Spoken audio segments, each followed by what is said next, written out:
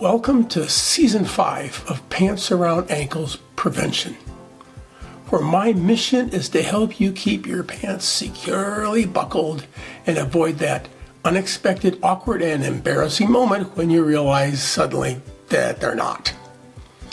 This season, we're going to do things a little differently with Shorts Around Ankles Prevention. Quick, power-packed episodes designed to deliver a punch of truth to help you wake up to a new perspective. Let's see what today's short has in store. What you seek is seeking you. Jalal ad-Din Muhammad Rumi was born in the early 1200s and is known today for having been a deeply spiritual being and mystical poet. Now, I confess I've never been very much for poetry, and I think that's a reflection of my shallow thinking, left-brain oriented mind. But Rumi is credited with a quote that I have always found instructive and profound, and perhaps a little unsettling. What you seek is seeking you. And just how does that work? If what I'm seeking is seeking me, even if I don't know what that might be, how can I consciously engage this? Or if I'm seeking something other than what is seeking me, what then? So if you think about it for a moment, there's a clear implication that some sort of intelligence is on the other end of this interaction. And if it is seeking me, that certainly implies intelligence. And perhaps just maybe that intelligence is more intelligent than what we are. So even if we've lived long enough that we have life experiences that readily accept this idea, most of us live as if this potential relationship doesn't exist. Perhaps we accept it because we've been able to validate it in hindsight, but how many of us proactively engage with it? Perhaps we're too busy with other things.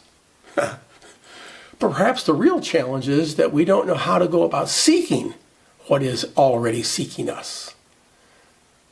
So for most, I suspect, we've never even thought about the possibility of proactively engaging it. Now, to make the obvious explicit, I am very aware that there are conventional religious concepts that can be used to describe and explain all of this: God, prevenient grace, prayer, and so forth. I'm also aware that many people no longer find that approach effective. And if you do, great. But if you're not proactively engaging it, why not? So just on the chance that perhaps that avenue has not gotten you the results you were hoping for, let's explore what else you might try and see if that awakens anything within you. So the concept is fairly easy to comprehend, but just how do you embrace it, cooperate with it intentionally? How do you utilize it? And what if I don't even know what I'm seeking specifically? Let's be clear. It's a given. We all want happiness, good family and personal relationships, good health, physical security, and to be at least reasonably prosperous financially. But assuming those basic needs are being met in an acceptable way, then what? How do I apply this concept to my life? I'm quite clear that what is for me the necessary first step, that also for many is the most challenging, is this. You need to make space in your life for these things to appear.